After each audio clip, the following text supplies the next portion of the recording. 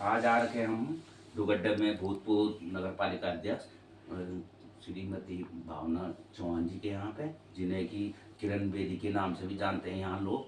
और इनका अपने कार्यकाल में इन्होंने बहुत अच्छे कार्य किए। जब ये रही, इनके द्वारा जो भी उस समय कार्य हुए, बहुत अच्छे कार्य हुए और आज भी लोग इनके कार्य को मानते हैं। तो मैं आपसे कहना चाहूँगा, आपके कार्यकाल में इतने अच्छे कार्य हो तो आपने कैसे किए और कैसे द्वारा, जबकि आज कल के हिसाब से कोई काम नहीं हो रहा है आज वर्तमान में जो हम देख रहे हैं, और पूर्व में भी देखे तो आपके कार्यकाल में बहुत अच्छे काम हुए।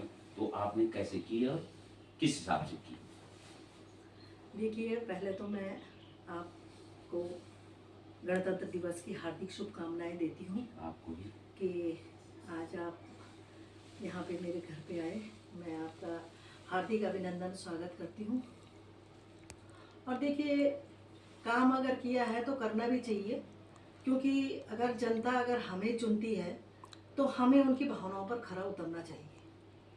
ये नहीं कि 5 साल अगर जनता ने तुम्हें दिए हैं तो तुम कुछ नहीं, खाली कुर्सी में बैठे रहो और ऐसे 5 साल का समय जो है व्यतीत कर दो। आपके इसमें बहुत अच्छे काम हुए और करे भी आपने। तो आपको ये मद कहाँ से मिला, या आपने अपने हिसाब से, क्योंकि जो पूर्व में आपने काम किए ये वर्तमान वाले नहीं कर पा रहे, तो इसमें क्या कारण है कि आपने वो कार्य अच्छे किए और ये नहीं कर पा रहे? देखिए, ऐसा है कि अपने विवेक से काम करना और दूसरे के कंधे पे रख के बंदूक चलाना में बहुत अंतर होता है।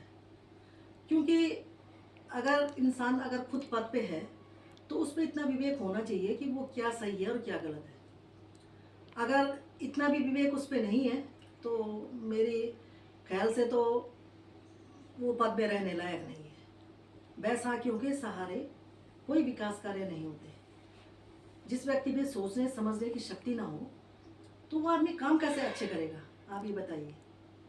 और मैंने अभी जैसे चुनाव लड़ा था, वो मैं अपना ही दुर्भाग्य कहूँगी, दुगड्डे का तो नहीं कहूँगी, कि मैं कुछ वोटों से रह गई थी।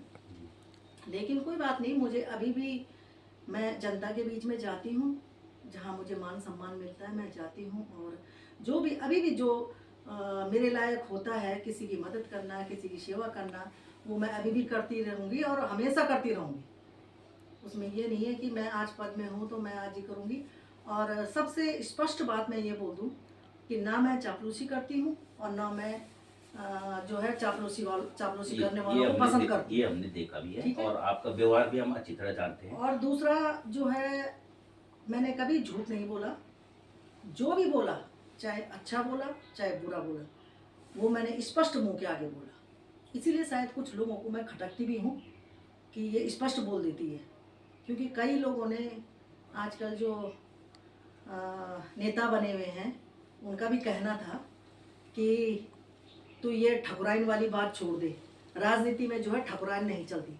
लेकिन नहीं, हर एक इंसान का अपना अपना एक वसूल होता है कि सच्चाई तो छुपती नहीं है ना, चाहे कोई कितना भी छुपाए। वो एक शायर भी था कि सच्चाई छुप नहीं सकती बनावट के वसूलों पे, और खुशबू आ नहीं सकती कभी कागज के फूलों में। तो ये वही वाली स्थिति आज दुगड्डे की हो रही है।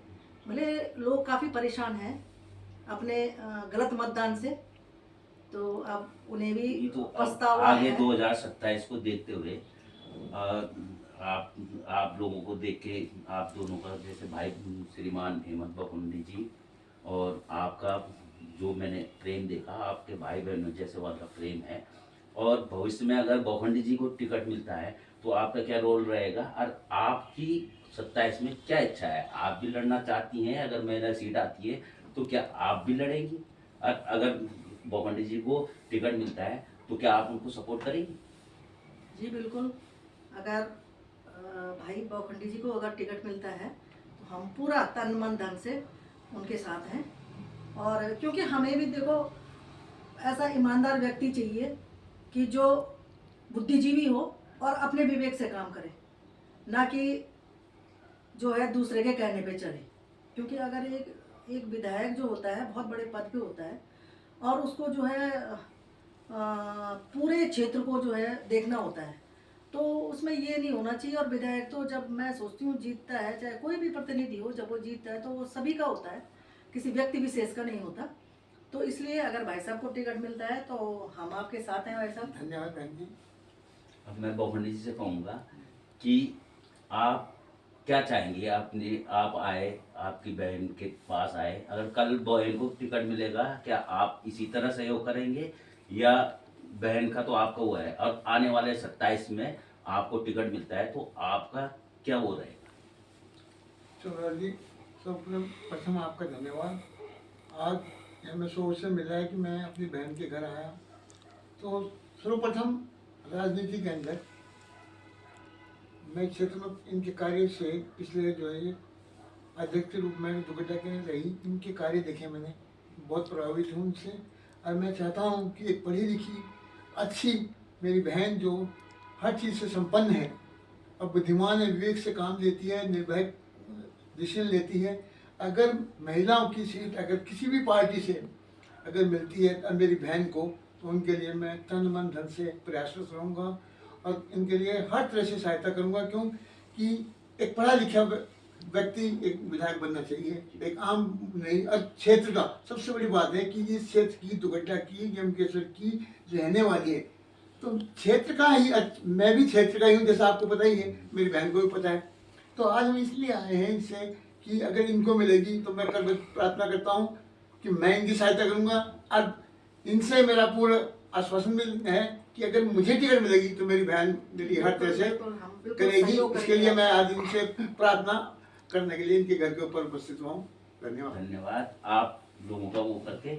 और आज हम आ रखे हैं चौहान जी के यहाँ पे, और जो कि अपने टाइम पे बहुत अच्छे कार्य इनके द्वारा हुए गए हैं नगर पालिका में। जबकि हम तो आते थे, हमने देख रखा है, इनके चूनाधार वाला पानी इनके द्वारा बनाया गया। ये आपका नीचे नदी किनारे जितनी रेलिंग लगी हुई है इनके द्वारा किया गया।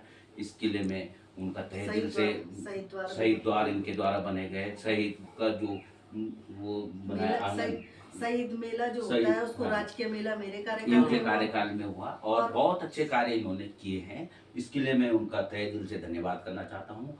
और आप लोगों को आपने अपना अमूल्य टाइम दिया, आप लोगों के लिए धन्यवाद और हार्दिक शुभकामनाएं अग्रिम 2027 के लिए। धन्यवाद। धन्यवाद।